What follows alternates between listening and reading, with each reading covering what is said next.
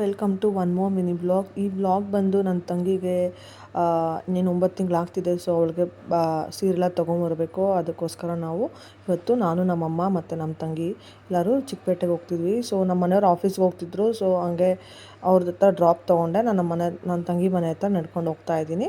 So ಹೋಗಿ ನಾನು ಅವ್ರ ಮನೆಗೆ ಹೋದೆ. ಸೊ ನನ್ನ ತಂಗಿ ಮಗಳು ಆಲ್ರೆಡಿ ರೆಡಿಯಾಗಿ ನಿಂತಿದ್ಲು. ಸೊ ಅವಳನ್ನ ಕರ್ಕೊತಿಲ್ಲ, ಅವಳು ಅವ್ರ ಅತ್ತೆ ಮನೇಲಿ ಬಿಡ್ತಿದ್ದಾಳೆ. ನನ್ನ ಮಗನೂ ಅವಳು ಸ್ವಲ್ಪ ಹೊತ್ತು ಆಟ ಆಡಿದ್ರು. ಮತ್ತು ನಾವು ಅಲ್ಲಿಂದ ತಂಗಿ ಮನೆಯಿಂದ ಬಸ್ ಸ್ಟ್ಯಾಂಡಿಗೆ ಬಂದ್ವಿ. ಮತ್ತು ನಾವು ಚಿಕ್ಕಪೇಟೆ ರೀಚ್ ಆಗೋಷ್ಟರಲ್ಲಿ 1:30 ಆಗೋಗಿತ್ತು. ಸೊ ಹಂಗೆ ಊಟ ಮುಗಿಸ್ಕೊಂಡು ಮತ್ತೆ ಶಾಪಿಂಗ್ ಸ್ಟಾರ್ಟ್ ಮಾಡ್ಕೊಳ್ಳೋಣ ಅಂತ ಹೊರಟ್ವಿ. ಫಸ್ಟ್ ನಾವು ಅಲ್ಲಿಂದ ಹೊರಟಿದ್ದು ಸುದರ್ಶನ್ಗೆ. ಸೊ ಸುದರ್ಶನ್ಗೆ ಹೋದ್ವಿ, ಬಟ್ ನಂಗೆ ಏನು ಅಷ್ಟೊಂದು ಕಲೆಕ್ಷನ್ ಅಷ್ಟೊಂದು ಇಷ್ಟ ಆಗಲಿಲ್ಲ. ಸೊ ಅಲ್ಲಿಂದ ನಾವು ಮತ್ತೆ ಭೈರಪ್ಪಗೆ ಹೋದ್ವಿ. ಸೊ ಅಲ್ಲಿ ಕಲೆಕ್ಷನ್ಸ್ ಎಲ್ಲ ಚೆನ್ನಾಗಿತ್ತು.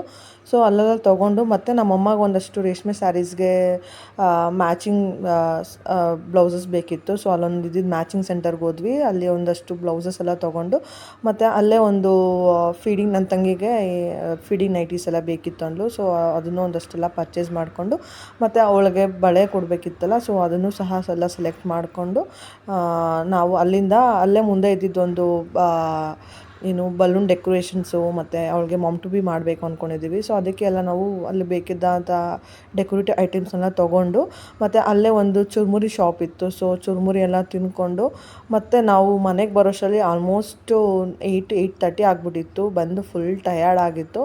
ಸೊ ಹಂಗೆ ಎಲ್ಲ ತಂದಿದ್ದೆಲ್ಲ ಇದನ್ನೆಲ್ಲ ನೋಡ್ತಾ ಮತ್ತು ನಾನು ಸ್ಕಿನ್ ಕೇರ್ ಕೂಡ ಮಾಡಿಕೊಂಡೆ. ಸೊ ಸ್ವಲ್ಪ ಸಿರಮ್ ಎಲ್ಲ ಹಚ್ಕೊಂಡು ಮುಖಕ್ಕೆ ಸ್ವಲ್ಪ ನಾಳೆ ಶುಕ್ರವಾರ ಆಗಿರೋದ್ರಿಂದ ಸೊ ತಲೆಗೆ ಸ್ವಲ್ಪ ಆಯಿಲಿಂಗ್ ಎಲ್ಲ ಮಾಡಿಕೊಂಡೆ. ಬೆಳಗ್ಗೆನೇ ಸಾಂಬಾರೆಲ್ಲ ಮಾಡಿಟ್ಟು ಹೋಗಿದ್ದೆ. ಸೊ ಅದಕ್ಕೇ ಮುದ್ದೆ ಮತ್ತು ಅನ್ನ ಮಾಡಿಕೊಂಡು ಊಟ ಎಲ್ಲ ಮುಗಿಸ್ಕೊಂಡ್ವಿ. ಮತ್ತು ಯಾರೆಲ್ಲ ಈ ಚಾನಲ್ನ ಹೊಸದಾಗಿ ನೋಡ್ತಿದ್ದೀರಾ, so do subscribe my YouTube channel ಅಂತ ಹೇಳ್ತಾ thank you all. Bye bye.